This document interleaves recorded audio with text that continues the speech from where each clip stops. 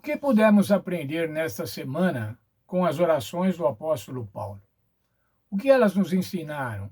O conteúdo das orações, a forma, a frequência das orações?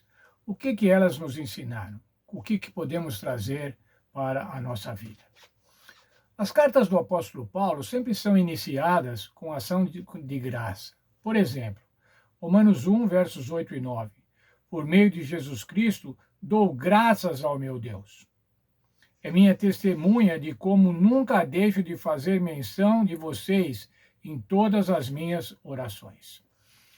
1 Coríntios 1:4, sempre dou graças ao meu Deus por vocês. Efésios 1:15 e 16. Por isso também eu não cesso de dar graças por vocês, mencionando-os nas minhas orações. Filipenses 1:3 e 4, que estudamos nesta semana. Dou graças ao meu Deus, fazendo sempre com alegria súplicas por todos vocês em todas as minhas orações. Ainda Colossenses 1:3, damos sempre graças a Deus, Pai de nosso Senhor Jesus Cristo, quando oramos por vocês. Mas ainda, 2 Tessalonicenses 1:3, devemos sempre dar graças a Deus por vocês. 1 Timóteo 1:12, dou graças a Cristo Jesus. Veja, a prática do apóstolo Paulo era de dar graças, era de agradecer, era de ser grato. Podemos extrair 3 características das orações de Paulo. Primeiro, para Paulo, dar graças é um ato de oração, uma vez que a ação de graças está constantemente entrelaçada com a oração. Dar graças é através da oração. Segundo, mesmo quando a seção de agradecimentos em algumas cartas de Paulo não menciona explicitamente o termo oração, é importante perceber que a sua gratidão é dirigida a Deus. A gratidão do apóstolo Paulo era dirigida ao Senhor Deus. Terceiro, a repetição do termo sempre sugere que tanto a oração quanto a ação de graças eram componentes constantes e, inclusive, essenciais na vida de Paulo. Nesses versos que lemos nas introduções de algumas das cartas, alguns falam assim: sempre oro por vocês, sempre nas minhas orações, sempre me lembro de vocês. Isso era constante na vida de Paulo, não era alguma coisa eventual, mas era uma constante. É importante notar que Paulo esperava que o seu público o imitasse quanto a uma vida de oração e graças e ação de graças. Para Paulo, uma característica visível dos ímpios é o fato de não honrarem nem agradecerem a Deus. Isso se encontra em Romanos 1:21. Em contraste, ele incentivou os membros da igreja em Roma a serem agradecidos a Deus. Romanos 14:6. Ao pedir aos coríntios que orassem por ele e por seus colaboradores, Paulo desejava que muitos dessem graças a Deus em favor deles. Em Efésios 5, versos 18 a 21, Paulo descreveu as características daqueles cuja vida estava cheia da presença do Espírito Santo. Essas pessoas promoviam a edificação mútua, falando entre si com salmos, hinos e cânticos espirituais. 2. Enchiam sua vida de louvor a Deus, cantando e louvando no coração ao Senhor. 3. Expressavam gratidão, dando sempre ações de graças por todo a nosso Deus Pai. E 4. Se sujeitavam uns aos outros no temor do Senhor. Assim, dar graças a Deus estava no mesmo nível de cantar louvores a Ele. Era um ato de adoração. Portanto, irmãos, ser gratos a Deus, orarmos a Deus, darmos graças a Deus, é um ato de adoração. Quando assim fazemos, estamos adorando ao Senhor Deus. Em Colossenses 3:17, Paulo foi um pouco além ao dizer: e tudo o que fizerem, seja em palavra, seja em ação, façam em nome do Senhor Jesus, dando por ele graças a Deus o Pai. Em tudo o que fizerem, quer dizer, em qualquer atividade, na nossa vida diária, no nosso comportamento, nas nossas atitudes, tudo isso é para dar graças ao Senhor Deus.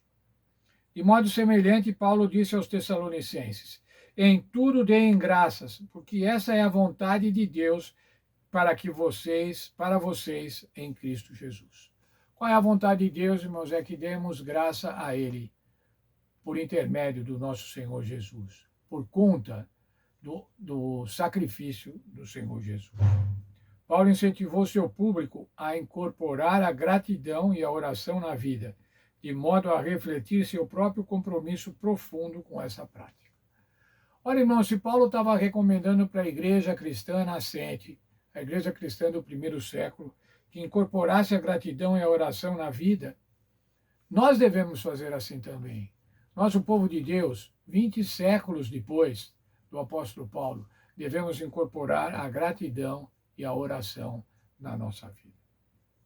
Devemos imitar o apóstolo Paulo, dando graças a Deus por tudo. Devemos imitá-lo tendo alegria em Cristo. Devemos também imitá-lo na comunhão com os irmãos e em ter amor que aumente a cada dia. O que o cristianismo propõe para nós, irmãos, o que a igreja cristã propõe para nós, o que o evangelho propõe para nós, é que tenhamos uma vida de gratidão e uma vida de alegria. Por que uma vida de gratidão e uma vida de alegria? Porque somente pelo sangue do Senhor Jesus, pelo sacrifício do Senhor Jesus, é que nós podemos ser salvos. E somos salvos pelo Senhor Jesus. Isso deve nos dar uma alegria. Ao contrário da morte eterna, nós vamos ter vida eterna. Vida eterna por conta do sacrifício de Jesus. Temos muitas razões para orar. Muitas razões para ação de graças. Que Deus nos abençoe, que a gente possa realmente praticar a oração e praticar a gratidão, louvando ao Senhor através de cânticos, através de orações e através de ações de graça. Vamos orar. Muito obrigado, Senhor, pela vida e pela saúde. Muito obrigado pelo estudo da lição desta semana, quando estudamos sobre gratidão, quando estudamos sobre oração. Abençoa para que possamos ter uma vida de oração. Como diz a Bíblia, orai sem cessar. Possamos estar continuamente ligados a Ti, orando, nos alegrando e especialmente agradecendo por tudo que o Senhor nos dá. Abençoa, portanto, a Tua igreja, abençoa cada um de nós, abençoa os Teus filhos, abençoa nossas famílias. Nos abençoe para que possamos realmente aprender neste trimestre, aprender lições para a igreja, e lições para cada um de nós, através das cartas dos Filipenses e da carta aos Colossenses. Nos abençoa, portanto, é o que peço em nome do Senhor Jesus. Amém. Amanhã é um novo sábado, vamos nos encontrar nas igrejas, vamos estar nas igrejas, alguns vão estar viajando, mas vamos estar todos iniciando o ano, o segundo sábado do ano, vamos iniciar o ano na escola sabatina, aprendendo um pouco mais. A escola sabatina é um plano de Deus, irmãos, é um plano de Deus para cada um de nós, para que eu e você possamos aprender mais da palavra de Deus, possamos aprender mais sobre o Espírito Santo, possamos aprender a nos submeter ao Espírito Santo e especialmente a agradecer a Deus por tudo que Ele nos tem dado. Portanto, um feliz sábado para vocês. Sábado é o dia da alegria. Portanto, seja feliz.